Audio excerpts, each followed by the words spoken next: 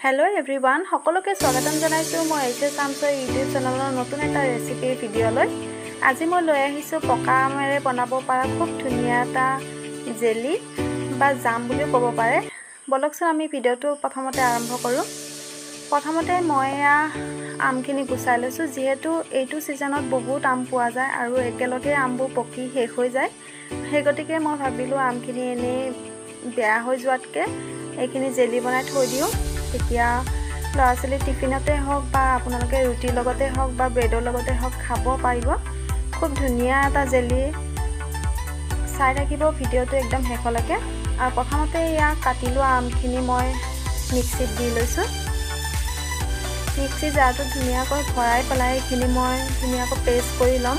ইয়াত পানী দিব নালাগে আমত এনেকৈ পিছিলে খুব ধুনীয়াকৈ মিহি হৈ যাব আৰু এইখিনি মই প্ৰথমতে পিছিলো তাৰ পিছত আৰু বাকিখিনি থকাখিনি মই দিম আৰু প্ৰথমতে মই লৈ লৈছো এটা চৰিয়া তাৰ ওপৰত এখন চাকনি যেহেতু আমৰ অকমান আহু আছে সেইকাৰণে চাকনিটো চাকি ললে ভাল ও চাকনিখন বেছি গধুৰ হৈ গ'ল যে লাগৰি গৈছিলে আৰু এনেকৈ মই চাকনিখন ওপৰত দি ধুনীয়াকৈ হেতাখনৰ সহায়ত লাহে লাহেকৈ আমখিনি সানিবলৈ চেষ্টা কৰিছো আৰু এইখিনি চাওকচোন বহুতখিনি আমৰ ইমান ধুনীয়াকৈ ওলাইছে এইখিনি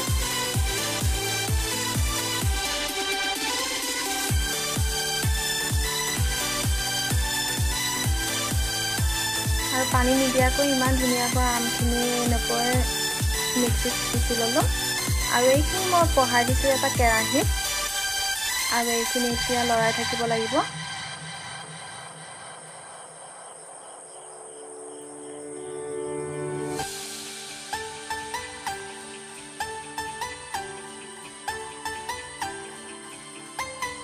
জুইটো মিডিয়াম ফ্লেমত দি লৈ পেলাই খুব লৰাই থাকিব লাগিব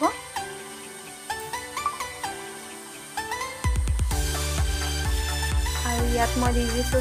চেনিটো আপোনালোকৰ নিজৰ পছন্দ অনুসৰি দিব যদি আমকেইটা অকণমান টেঙা হয় তেতিয়া অলপ বেছি চেনি লাগে আৰু যদি আমখিনি অকণমান মিঠা হয় তেতিয়া কম চেনিটো হৈ যায় কিন্তু মই আজি যিখিনি আম লৈছোঁ সেইখিনি আম বহুত টেঙা হয় সেইকাৰণে অলপ চেনিটো বেছিকৈ লাগিব এনে খালি মুখত খাবলৈ আমটো খুবেই টেঙা সেইকাৰণে মই ভাবিলোঁ জেলি বনাই থৈ দিওঁ তেতিয়া ল'ৰা ছোৱালী অন্ততঃ খাই ভাল পাব আৰু সোৱাদৰ কাৰণে অকণমান নিমখ দি দিছোঁ তেতিয়া মানে মিঠাটো খুব ধুনীয়া হয়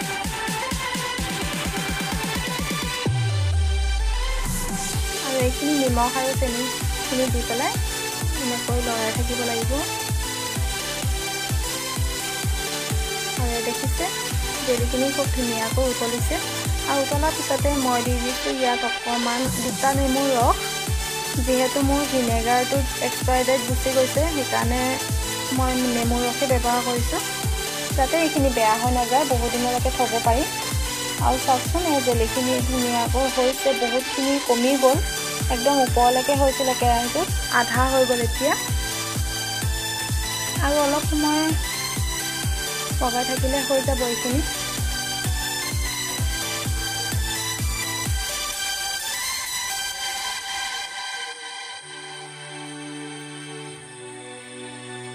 আৰু এইখিনি চাওক জেলিখিনি হৈয়ে গৈছে প্ৰায়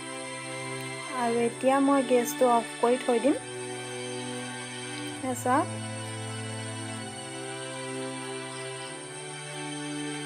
জেলিখিনি আমাৰ হৈ গৈছে মানে যিমানখিনি জেলি আছিলে তাতকৈ বহুতখিনি কমি যায় আৰু এয়া ঠাণ্ডা হোৱাৰ পিছত দেখিছে নহয় ইমান ধুনীয়াকৈ জেলিখিনি হৈছে খুব সোৱাদ লগা হয় খাবলৈ আৰু ল'ৰা ছোৱালীও খুবেই ভাল পায় খাই আপোনালোকে বনাব পাৰে বেছি বস্তু নালাগেও খুব সহজতে বনাব পৰা এটা জেলি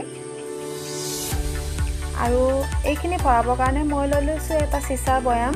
আপোনালোকে এনেকুৱা চিচাৰ বয়ামত ভৰাই থৈ দিব আৰু চিচাৰ বয়ামটো একদম ধুই পেলাই শুকুৱাই ল'ব লাগিব যাতে এইখিনি বহুত দিনলৈকে ভালে হৈ থাকে জেলিখিনি আৰু এইখিনি চাওকচোন মই জেলিখিনি গোটেইখিনি ভৰাই দিলোঁ বয়ামটোত ভৰাই দিয়াৰ পিছত চাওকচোন ইমান ধুনীয়া লাগিছে